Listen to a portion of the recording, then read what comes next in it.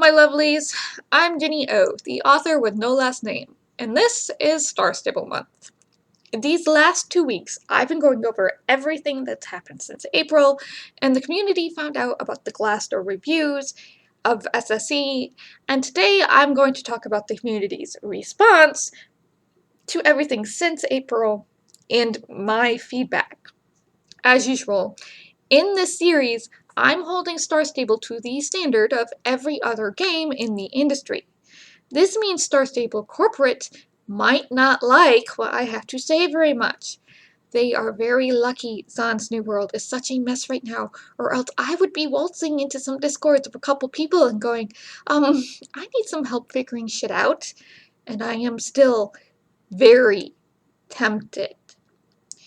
Generally, it's really hard to gauge community response because the community as a whole is so spread out over Facebook, Instagram, YouTube, and a small section on Tumblr, Discord, and Reddit. At the end of October, not so difficult. So here's what I know happened before that. After April, there were two different movements that went on. One was organized on YouTube and Reddit and Instagram by Rattle.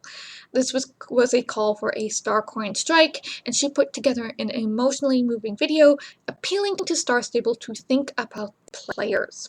The other was on Tumblr, where one of the larger Star Stable discourse associablers called for the players to continue to send constructive feedback to HR and to any devs that were out on social media. No striking required as far as I'm aware. There is really no way for us to know because Star Stable hasn't released anything since their passive-aggressive blog post if the strike or this campaign to send yet more constructive how to fix your game feedback to HR actually worked. Stacy said in the main quest article they are aware of it and almost encouraged us to keep going, so if we have talks there will be more weight of the community behind it. More near the end on this bull hockey. Part of the strike was calling to bring back Talina and Campos, and the return of Talina and Campos, which happened during the strike, was not scheduled. It wasn't put in any of the roadmaps. So on that, they listened. There was also a huge type of blowback when the flea-bitten Arabian wasn't announced for either the app or being put into the game after the open house. Star Stable responded by going, "We never promised it even though it's in the file. Spoiler videos aren't us."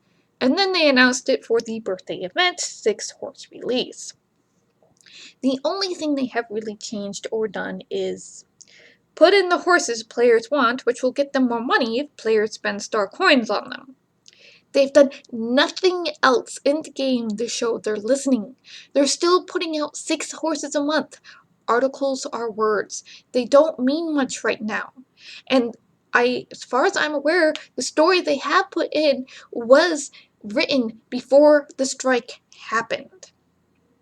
There is no promise of anything else. Their roadmaps are way too short-sighted for us to get any idea if they've changed at all. November, as of the recording of this video, doesn't even have a roadmap. Looking at the August Glassdoor review, my suspicions are no. Personally, I don't think they can even make longer roadmaps right now. They don't plan that far ahead, and with a new management team, they're again scrambling to create a new yearly plan. Both Stacy and Johan have said they aren't going to stop making horses. Maybe there will be some new organization to the company that's long overdue. It's still second verse, same as the first, with the 4th management team? As for the responses about the removal of mechanics, the change of the UI, and the upgrading of the riding arena and Silver Grage Village area, they've been mixed. The removal of mechanics such as the automatic slowdown and the cold mechanic from Dino Valley was a flash-in-the-pan thing where the initial response was negative by most of the players. There are those who really needed or wanted to remove the auto slowdown, and I get it. I wish it had been an option to turn it off, so players who want the auto slow can keep it, and those who don't have to deal with it. Right now, the game is very boring, but it's been boring to me since they removed the endurance mechanic between Star Stable Summer Riders and SSO. As far as I know, there was no survey or feedback asked of the player base for how to implement those mechanical changes. They had a meeting among the devs, decided among them, and removed stuff. That was the impression I got from the dev who went public on it.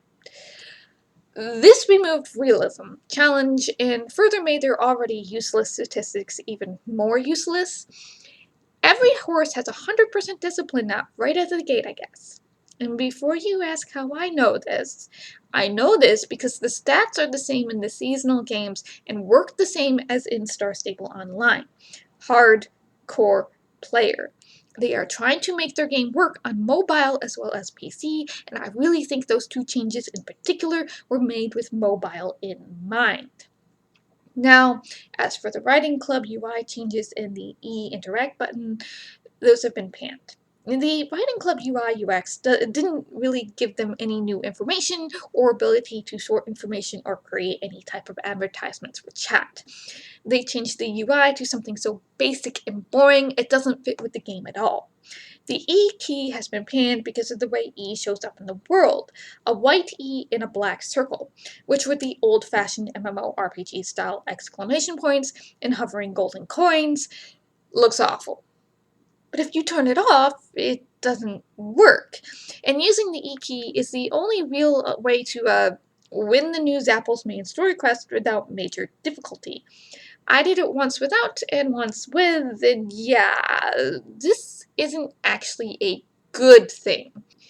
Once again, it's showing the disparity between mobile game interfaces and PC game interfaces, and in my opinion, why they shouldn't be mixed. You had to use the E key to get the collectibles on the Haunted Trail ride as well. It's very clunky. They're making their sparkle mouse area where you click to get the items smaller. So it's forcing you to use the E key because the E key has a bigger range and works faster. I mean, at least let the E key work when I have it not showing still. I don't want to see E. If I have to use the E, then let me use the E without having to see it. It sparkles, okay? I can use E on it. Just let me use E. The upgrades of the Riding Arena and the Silverglade Village have been the most mixed between the newer players who want the prettier graphics of the post-2017 style, and the older players who, while they want nicer graphics to fit in with the post-2017 style, they want the village and Steve's Farm to remain the same type of concept from the original village to keep that nostalgia. When they change Cape West and Jarlaheim, and those are coming, there will be literally nothing left of the game I originally bought back in 2015. The game has players from 2012 or even late 2011 when it first opened, who have been there for the entire 10 years, and this is removing the integral part of what made Star Stable Online for them. The new graphic assets are solid. They have a good style to them. They're nice. Some of them needs a bit more design. Riding Arena, they need some color correction to vary up the green tones of the environment so they don't feel so flat. It's mainly they don't seem to fit with the castle or the visual tone the old players loved. It's not Silverglade Village or Steve's Farm. Maybe they should have used these new assets for Meander or Rockville, and thus having to expand their map. The village also doesn't seem planned at all. There's no room for cars or even carriages. The new layout is as confusing as Jarlheim or Dino Valley for the first time. As much as what they have this style in mind, there seems to be a lack of design direction over what is Jorvik other than Sweden Light, and how buildings should be laid out. Who is the environmental level designer? Do you have one? This is part of the game designer department. They should also have an environmental concept artist partner and a team to execute said designs. I mean, you had 16 people working on the entire Wildwoods for 2 to 4 months.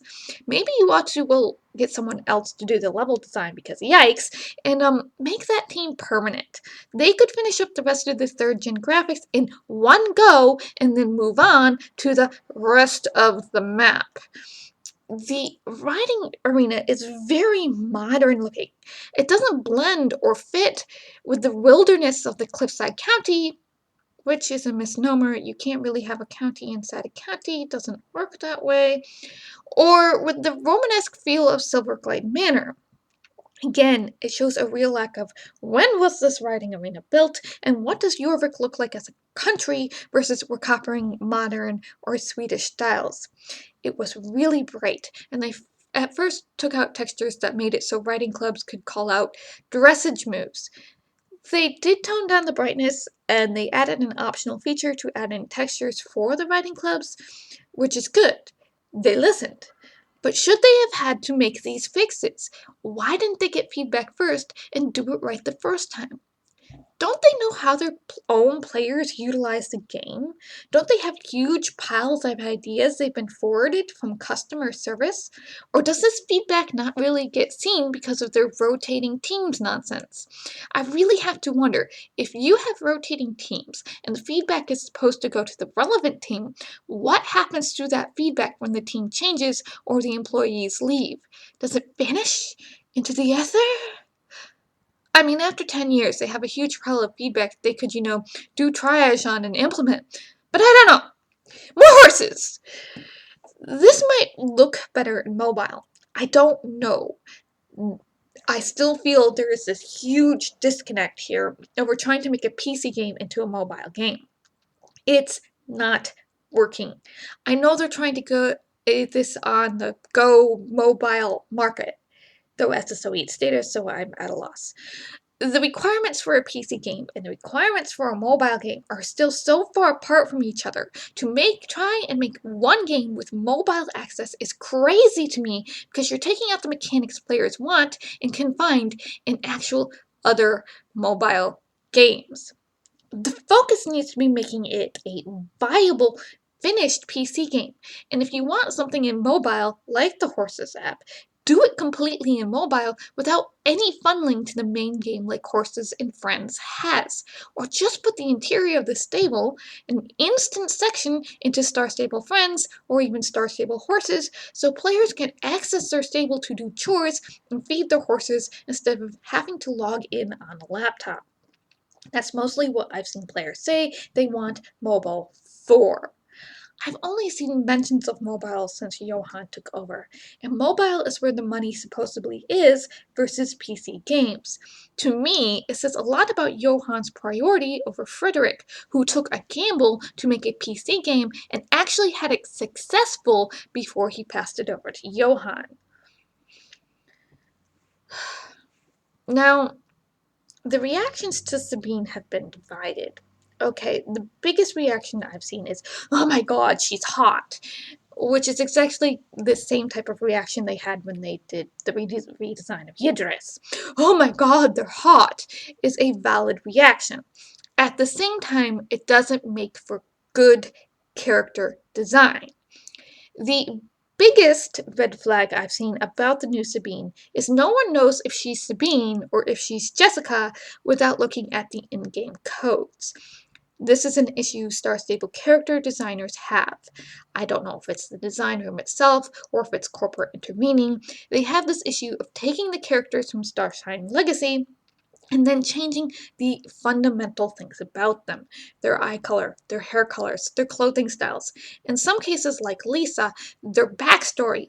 And what you end up with are characters who aren't consistent throughout the entire story.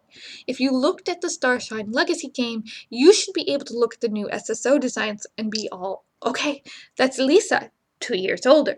That's Linda, 2 years older. That's Anne, 2 years older, and be able to tell their stories at a glance. By releasing only Sabine, who can be confused with Jessica, not only is that singular not plural, we're missing 3/4 of the group story design, yes, character groups also tell stories. So all players are annoyed this isn't French girl Sabine with curly hair and green or violet eyes. Can someone get a consistent eye color, please? Who is extremely classic and posh and high-end designer. She's now shoving into Lisa's old punk rocker biker look, and well, no curly hair? And is she more now? Is she Gaelic? I'm confused. Plus, they are noticing that even with the new 3rd or 4th generation art style, the character art style is not consistent. how old is Sabine supposed to be? Because in the old game, she was the same age as the Soul Riders, and now she looks like 10, 20 years older. She looks like she's from Fortnite is probably not a compliment. She needs to look like she's from Star Stable. So, art director? Style guidebook? You said you've been working on one of these. What is the problem? This is not a good look when your new art style still isn't consistent. Plus, the removal of nostalgia is really alienating the older players. Older players are getting cynical and realizing Star Stable doesn't care about them due to the way MMOs are set up to churn money out of a short-term audience. Even though they technically want you for life, it doesn't make any sense. The old players are looking for other games to play, talking about making their own game, and going away for weeks at a time and not spending money on star coins. Even big names like Dennis Storm aren't buying star coins for weeks at a time. Abigail Pinehaven has moved on from SSO entirely, supposedly. But hey, Honey is still around. Players are feeling used. When you feel used, you feel dirty. It's again tarnishing their reputation. And players are talking. Players are coming forward to talk about their bad experiences with Star Stable. There are reviews back in June and July on Trustpilot talking about how the game is not actually canceling paid subscription memberships. Game accounts have been hacked, and they won't return the owner's original items because Star Stable swears up and down they can't be hacked. Any game can be hacked with enough time and effort, and this game is notoriously been easy to get information out of for years, and they didn't do anything about it until forcibly confronted with it, which is typical for a corporate game. The Monday, November 1st, that my first update video went live, and there was a post over on Reddit from a parent. Her daughter and her daughter's friends' accounts, they'd been hacked. Horses had been sold or deleted. Items were gone. Star coins were gone. The parent thought it was a glitch. They contacted customer support, and customer support went, "We can see what has been deleted or sold, but because your daughter gave her account information away, we can't return everything. We'll return the deleted horses, this time as a courtesy." The daughter, by the way, hadn't given her information away. This is at most a 9 or 10-year-old girl who has just lost 3 years of playtime in Star Stable, and of course, she's in tears. And Star Stable punishes her, even though they can no doubt see the IP address of the login when the hack happened. It's disgusting. On two ends. One, that Star Stable won't return the things. No other MMO does this. And two, it's sick. Someone gets their jollies out of hacking into Star Stable accounts and selling and deleting shit. It's not funny. You're hurting kids. Stop it. Knock it off. This is why I'm adding to my Studio Dream list of games an offline, pared down version of our main game for children, so they won't be hacked and lose their progress. No child should be hurt because of a horse collection game. Okay? Star Stable is also revoking gifted accounts, citing glitches in the system, turning what were gifts of Lifetime Star Rider into free accounts, and telling those who had been gifted years ago they needed to pay to get their accounts back. There are bugs about how many star coins people have paid for ending up in accounts, sometimes double the amount, and SSO removing star coins, citing those bugs. This is making their reputation, whether or not you believe these incidents or not, plummet. Bad customer service, especially when it comes to money and accounts, no matter if it is true or not, tarnishes their name even more, and parents who do their research before buying the game aren't going to want to give Star Stable their money if they can't trust Star Stable not to take it back or revoke accounts out of the blue. Star Stable is punishing players for Star Stable's mistakes. A good company would eat those costs. A good company would have notes in the system for the next customer service reps to know who had gotten free lifetime and why. Then this wouldn't happen. These aren't customers walking out without paying for a flat of water because it was on the bottom of the cart and they forgot to bring it up. That would be the customer's fault. No, this is the cashier for getting double charging. And because Star Stable refuses to give refunds, because they double charged, they instead gave the customer something nice for free like Lifetime because they cared. Or the cashier giving them $20 extra, and instead of eating the cost of the extra money they gave at the end of the day when settling the till because there was no way to figure out which customer got the extra 20 and you put padding into your overhead budget to account for this nonsense. Instead, Star Stable yanks the extra coins, putting the player into debt and revokes accounts, and so on and so forth. Once again, if you don't log into your Lifetime Star Stable membership every 2 weeks, they'll note your account as inactive and stop giving you a Star Coin allowance you paid to get with the one-time payment plan. It is very common for MMO players to go without playing from 2 weeks to 2 months to 2 years. They shouldn't be punished for paying the $80 and then using their Lifetime in the way it was meant to be used. If they come back after 2 years and have 10,400 star coins to spend, then good for them. They get to have a $130 shopping spree. SSO makes $26 to $44 million a year. This is pennies. Why are they pissing about pennies? When your budget is in the millions, nickel and diming shit is ludicrous. They are destroying goodwill and customer satisfaction over the tiniest shit you can actually eat the cost and it won't affect your bottom line. I have worked APAR. I know. This makes me want to tear my hair out. You ask valid questions on social media or make valid criticism, SSOPR will hide your comment or mark it as spam. When you ask why, they say it's against their TOS. A TOS they can't enforce on other websites legally. But hey, all those comments calling you names and calling you ungrateful, they're still there to be read and to ruin your social media reputation. Talk about a double standard.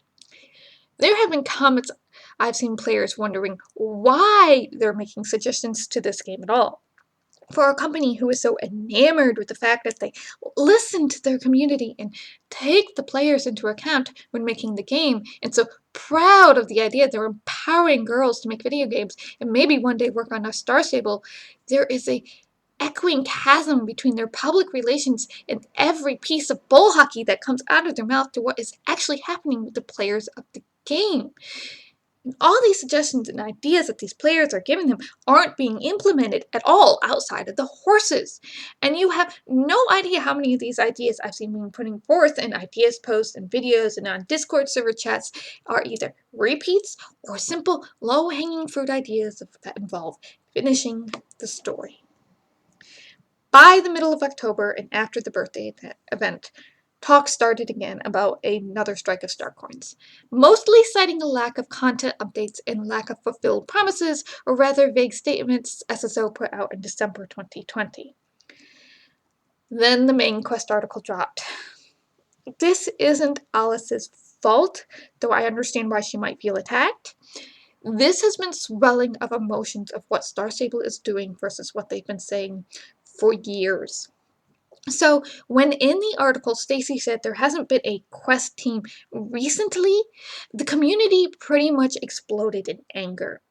The community has been asking for years for more story content. Star Stable has been saying for years big things are coming, and we're forwarding your ideas to the quest team. And then when they are a week out from running up against a hard type of unspoken industry deadline, it's revealed they have no quest team to work on the content the players have been demanding over horses, yet they've been pumping out horses to the tune of 6 a month since April.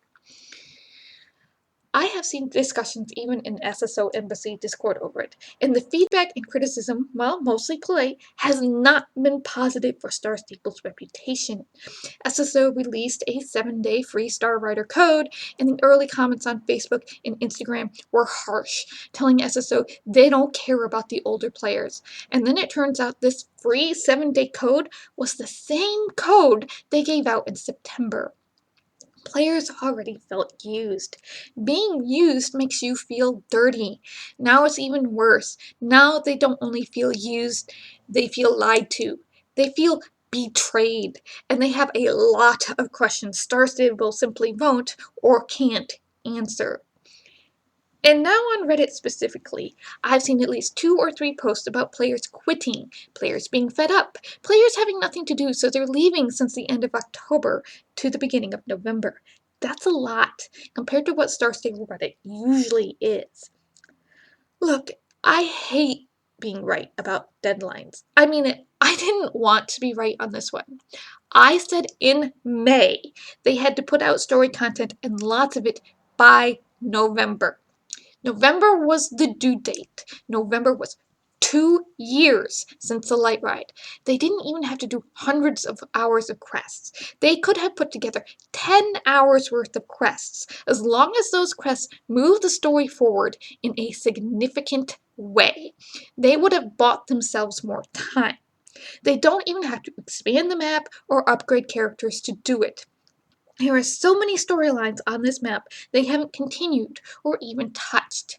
The oil fields, Steve's cats, the Baroness's racetrack, more with the Dew family, Chill, Madame X, setting up saving Old Hillcrest, set up Fort Maria, saving New Hillcrest stables, the Lee family in the Storm Garden, Buttergoods versus Winterwells, Herman, Canon story for Jorvik stables, Jack and Jill in Charlheim, do something with those 3 farming families again.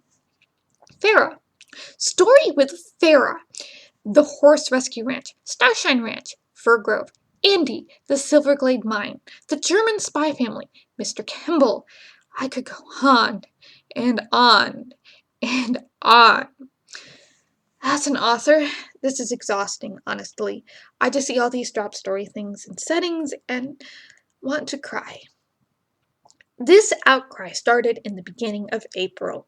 I did my videos in the beginning of May. So let's say someone, Rattle, sent my videos and they went, "Oh, yeah, that's very true," on the November deadline.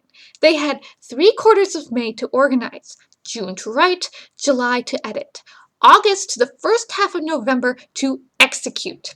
These are mostly fetch quests and point A to B races. They could be hyping, showing pictures with outlines and dialogue tags blurred out. Of course, the players are bored of fetch quests too, but they'd have to reprogram their game from scratch to fix that. Instead, now a week before November, the game director they've had since July and who has worked there since 2017-2018 says there's no quest team. Without a dedicated quest team, we aren't going to get more quests for at least 6 months to a year, and at the rate they're going, they're only going to be 20 to 40 minutes long. Even racers benefit from having quests in these games, even if they don't read the text boxes because quests moves their level so they can race faster, or race faster. Everyone benefits from quests. Players, younger players, have put money into this game. Lots of money, buying horses on the belief this money is going back into the game so they can improve it and add more quests. They buy horses and in return they want quests. That is the social contract SSO entered into when they put microtransaction horses into the game. You fund us, we'll give you more adventures. Every single person who has bought Star Coins is an investor in Star Stable's future. They are stakeholders. Not in the legal sense, but in the emotional sense. The "I want to support/invest in the game" is one of the biggest reasons I see in the community for why they purchase Star Coins. It's not legally true. It's emotionally true. They want to claim emotional ownership over Star Stable. They make Star Stable an integral part of their identity. They have given Star Stable $70 million in the last 2 years alone. $70 million of investment dollars from your paying customer versus $15 million from Nordisk. Star Coins are SSO's Kickstarter. Yet for some reason, the desires of Nordisk are more important to Star Stable than their customers. SSO made promises and expansion goals, and now they are telling the players, without telling the players, they have squandered $70 million of player investor money. This is okay. The house's foundation was missing stones and had a bunch of mismatched stones on it, so it wasn't stable. The walls and floors aren't level and falling down. Important boards and studs have been ripped out. Now they've tipped over the gasoline, set it on fire, and the CEO is playing the fiddle while the house burns. There is your metaphor. Personally, you're very lucky. I had 80% or more of the work done for this month when the main quest article dropped. Most of my videos were written and recorded before this article, so if I sound calm, that's why. Now, I'm infuriated. In the article, both Stacy and Johan say we need to keep talking to them about SSE issues and ideas because if we talk, Stacy can advocate for change. I guess with Johan just wants more ideas. That the only ones they were willing to implement are horses and expensive gear and tech. You know, things that cost our coins to bring them money. So here's my honest and as respectful as I can get at the moment feedback. Why can't Star Stable Entertainment do the right thing without actually being prompted by the Star Stable community, aka their paying customers, aka their actual stockholders? Why do we have to shout and scream about paying your employees fairly, giving your employees creative freedom? How about reorganizing because your team structure sounds incoherent? It is not our job to tell you again you are losing artistic, creative, idea-driven employees because of your bad technology and you won't listen to them. You know this already. Your employees have told you. Glassdoor isn't a secret black website. Stop hiring freelancers and hire full-time positions instead. You have the money and the need. It's not our job to deluge you with ideas you can't even use because your technology supposedly isn't capable of doing them. It's not our job to tell you to get your priorities straight and put in some content to your story and finish the map. It's not our job to go, will you choose whether or not you're a mobile game or a PC game and go off after one or the other hard so we can decide if we're sticking around or not? It's not our job to send bug reports that you won't fix until the game is absolutely broken, or the ambassadors have to tell them to the team. Yeah, so much for the bug team knowing about all the problems because you're forwarding the emails, when the ambassadors, who you aren't paying, pay your ambassadors in real money, not star coins. The ambassadors are being customer service and forwarding ideas and bug reports. It is not our job to do fan conventions or social community events. It's not our job to make comics or design horses for you.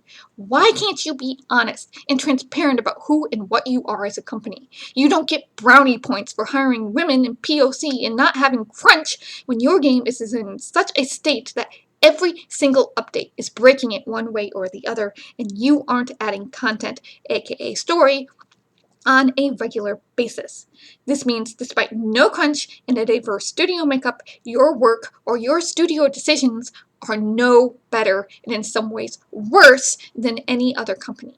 You are driving employees away with abusively bad technology and this greed for money. Kids looked up to you. You said you were different. They got inspired to make games because of you. They wanted to work for you. They loved you and defended you. And you've taken 70 million of their money and done what? The house is burning and you have to stop spitting at the fires and get on the goddamn fire hose. This isn't something you can fix with a bucket. Players love this game. They love Jorvik. They love the story. They love it despite 7 years of this nonsense. They are giving you more money than ever before. And you're squandering the IP. You're squandering your reputation. And you're squandering all the money attached with the hopes and dreams of an amazing game. You've broken the social contracts and obliterated the trust of players. Used, lied to, betrayed, angry. I don't know if you can pull out of this. I hope the money makes you happy. Players wouldn't be so angry if they didn't care. If they truly didn't care and this came out, the whole article would have been a non-event. Everyone would have gone meh and moved on. The opposite of love isn't hate. The opposite of love is apathy. You want to be relevant in the future? You have to take the steps now, right now, in an open and honest and transparent way to show the community who is angry you are actually willing to be relevant right now, this moment, and change. Because that anger, if it turns to apathy, you're done. Just be honest. If you want to put out 100 horses a year and be a horse collection game with microtransactions, change your brand, be honest about it. Then we can all move on. Now, this isn't why I'm angry. I'm angry because I'm the daughter of a business owner who worked for her father's business, and I'm angry because the way you're running your company versus the way you say you are is totally at odds and is quite shitty. You say you want to make a real game for girls and you want to improve it, and you hire creative people with ideas. And then you run them out for said ideas because they will cost too much, or is there no way for them to advance in your company or even advance in their career by being able to put their stamp on something in the game so they can claim they worked on the game? I think this is a shitty industry standard myself, but it is what it is. And your real game isn't. It just isn't. It doesn't take a great deal of skill to play your game. Your game is mostly challenging anymore because your map is set up so poorly and your camera is that awful.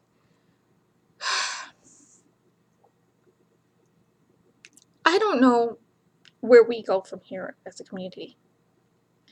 There are other horse games coming, and the idea we have to scream at Star Stable to have some integrity and self-respect and, actually hold themselves to the ideals they claim they have is rather sad and disheartening, and it just makes me feel, well, mad. If we have to do it, I'll be here, ready to help.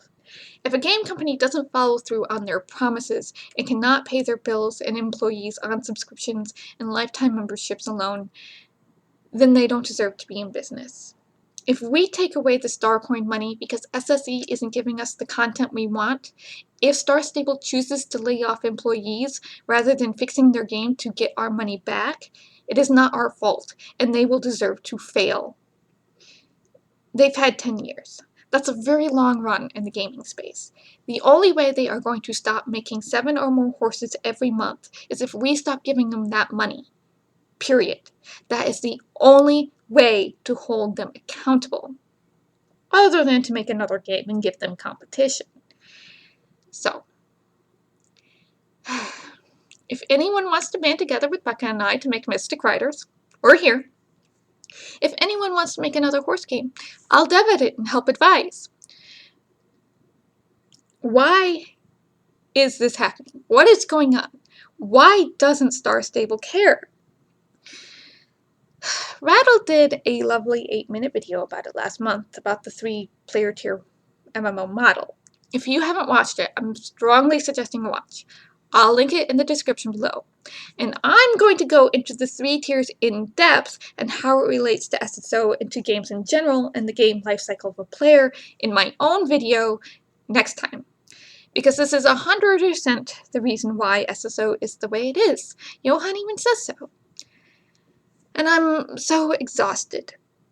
The more I talk, the more I could find to talk about, and the more you guys comment, the more I realize I could go over. And I don't know if Star Stable really deserves that attention. But thank you for listening. Take care of yourselves out there. Stay safe, blessed, and I'll see you in the next video.